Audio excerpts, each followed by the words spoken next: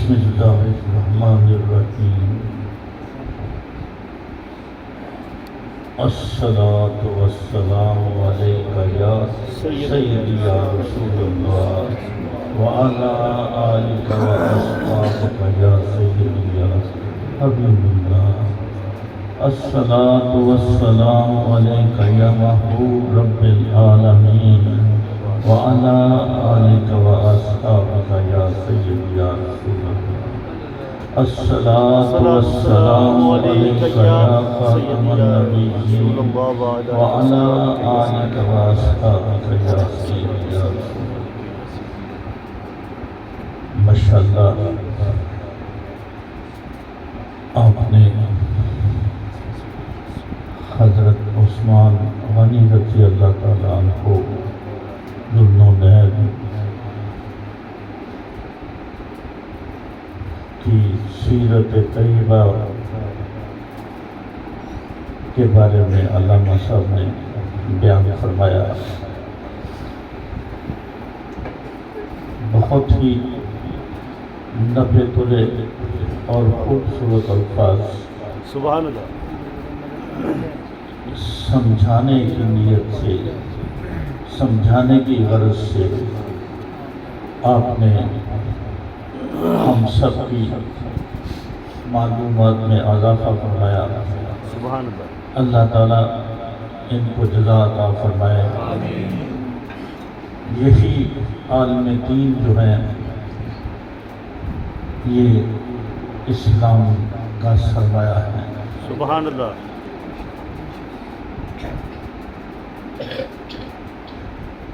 جو قربانیاں علماء حق نے دی ہیں بلا شبہ یہ اسی کا نتیجہ ہے کہ ہمارے اس وقت تقریباً دو ارب سے زیادہ مسلمانوں کی آبادی ہے.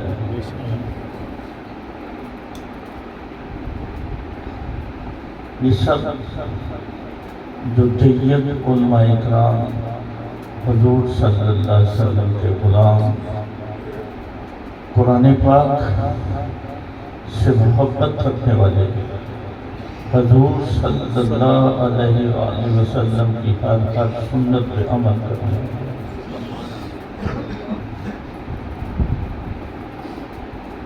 ان کی کاوشیں ہیں کہ دنیا کے چپے چپے میں آج اسلام کا بول بالا ہے. وہ ایک الگ بات ہے کہ جو اسلام کی اصل روح اس کو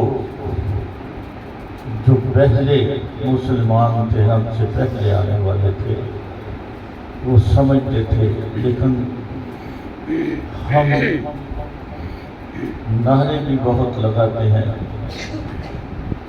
اور اپنے آپ کو یہ ثابت کرنے کی بھی کوشش کرتے ہیں کہ ہم سے بڑا عاشق رسول صلی اللہ علیہ وسلم کوئی نہیں ہے.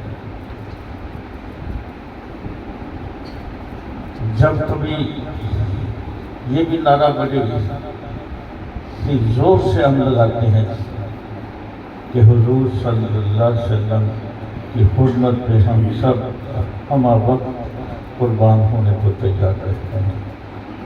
بلا شبہ سارے تو ایسے نہیں ہیں، بہت سارے اکثریت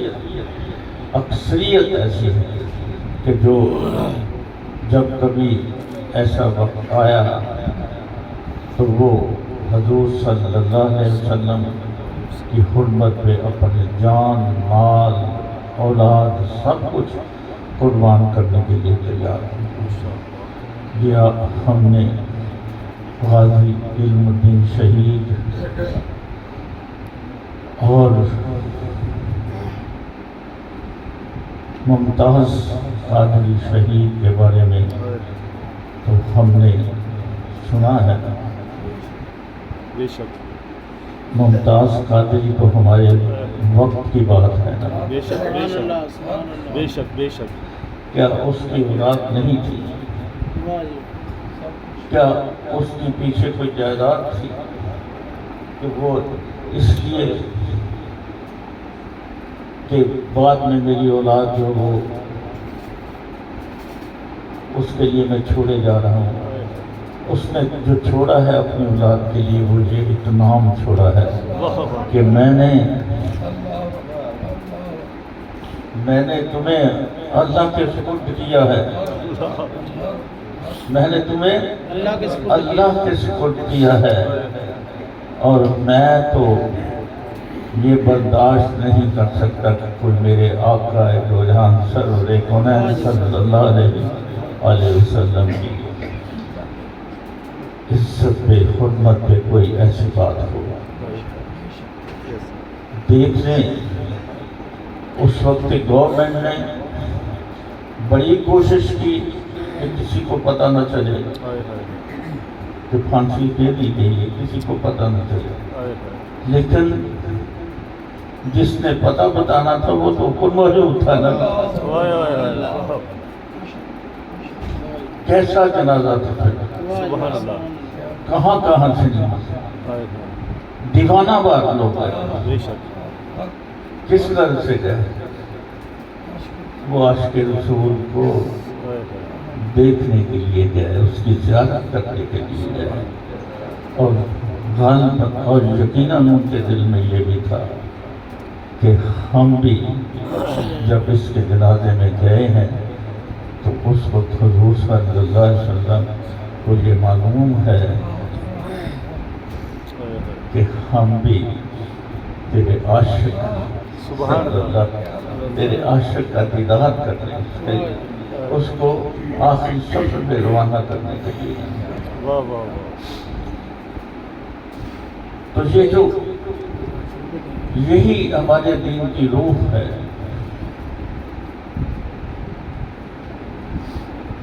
کہ اس وقت جب انسان اپنے آپ کو مسلمان کہہ لیتا ہے، کلمہ پڑھ لیتا ہے، حضور صلی اللہ علیہ وسلم کی رسالت میں ایمان لے آتا ہے، تو پھر اس کے دل میں ایک ہی بات ہوتی ہے کہ میرا اللہ جو ہے، جو ہمارے لیے بہتر سوچتا ہے، وہی ہمارے لیے بہتر ہے۔ جب انسان کی سوچ یہاں تک پہنچے تو پھر اس کے دل سے خوف جو ہے وہ ہمیشہ ہمیشہ کے لیے نکل جاتا ہے۔ پھر اس کو یہ خوف نہیں رہتا کہ آج مجھے مزدوری نہیں ملی تو میں کہاں سے کھاؤں گا۔ پھر وہ کیا کہتا ہے؟ کہتا ہے کہ میرے مالک کو اگر میری بھوک پسند ہے تو میں بھوکا رہنا ہی پسند کروں گا۔ بے شک بے شک۔ اور پھر اس کو مالک کیا کرتا ہے؟ اس کو کیا دیتا ہے؟ اس کو صبر کی دولت عطا فرماتا ہے، اس کی بھوک کو مٹا دیتا ہے، بے شک بے شک، اس کی بھوک کو وہ ختم کر دیتا ہے۔ یہی تقویٰ ہے۔ ہم سب کو تقویٰ اختیار کرنا چاہیے۔ حالات ملک کے بہت برے ہو چکے ہیں، اس میں ہمیں اپنا جو ہے کردار وہ ادا کرنا ہے۔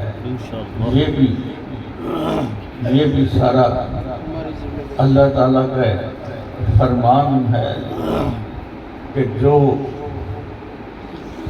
اپنی حالت وہ نہیں سنوارنے کا جیسے شعور ہے تو میں اس کی حالت کو کیسے بدلوں گا، میں کیسے اس کی حالت کو بدلوں گا۔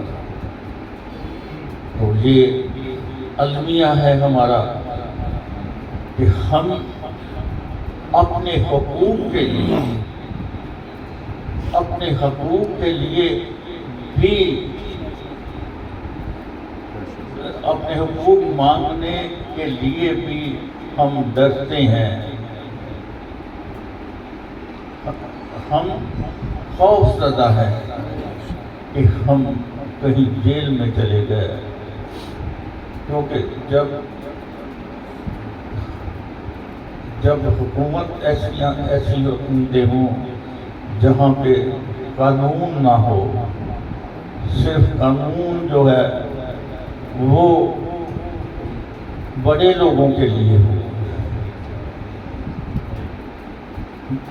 چھوٹے لوگوں کے لیے ہوں، بڑے لوگوں کے لیے کوئی قانون نہ ہو، تو پھر معاشرے میں جب تقسیم ہو جاتی ہے تو پھر ہمارے جیسے لوگوں کے جو حقوق غصب کر لیتے ہیں جو لوگ، تو اس کا صرف ایک ہی ہے کہ ہم اپنے حق کے لیے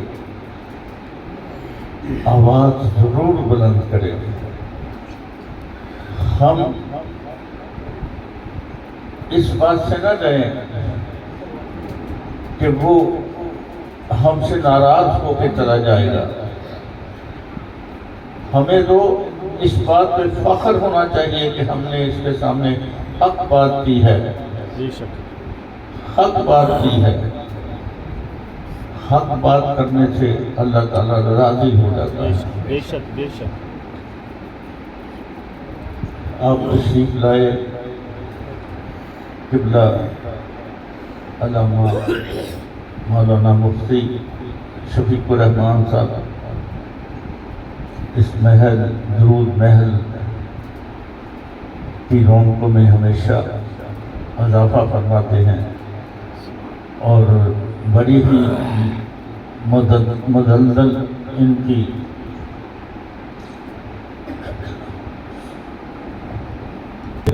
طبیعت کچھ ناساز ہے، اس لیے تو یہ ان کی توسط سے آپ تشریف لائے. جتنا میں نے سنا بہت خوبصورت بیان تھا، اور یقیناً جتنے بھی دوست نے ان کا پورا بیان سنا بڑے ہی محظوظ ہوئے ہوں. سبحان اللہ. اللہ تعالیٰ آپ کے علم میں عمل میں مزید اضافہ عطا فرمائے. آمین. آپ کی رہنمائی ہم جیسے جو بے علم لوگ ہیں ان کے لیے آپ کی رہنمائی بہت ہی خاص درجہ رکھتی ہے. سبحان اللہ. واہ واہ. کیونکہ کوئی آپ سے کوئی اچھی بات اگر ہم سیکھ لیں اور اس پہ عمل کریں تو ہماری بھی زندگی بن جائے. بے شک. اور آپ کو بھی اللہ تعالیٰ اس کا اجر عطا فرمائے. اللہ تعالیٰ ہم سب کو سلامت رکھے، شاد و آباد رکھے. آپ کے گھروں بچوں کو اللہ تعالیٰ سلامت رکھے. آمین. بس یہ ہم جب ایک دوسرے کے لیے دعائیں کرتے ہیں تو یہ بھی ہمارا جو دین ہے اس کا ایک بہت خوبصورت جزو ہے. بے شک. کسی کے لیے اچھا سوچنا، پھر اللہ تعالیٰ اس کے اس اچھی سوچ پہ اس کو بھی بڑا ہی اجر عطا فرماتا ہے. آمین. اللہ تعالیٰ ہم سب کا حامی و ناصر ہو. آمین.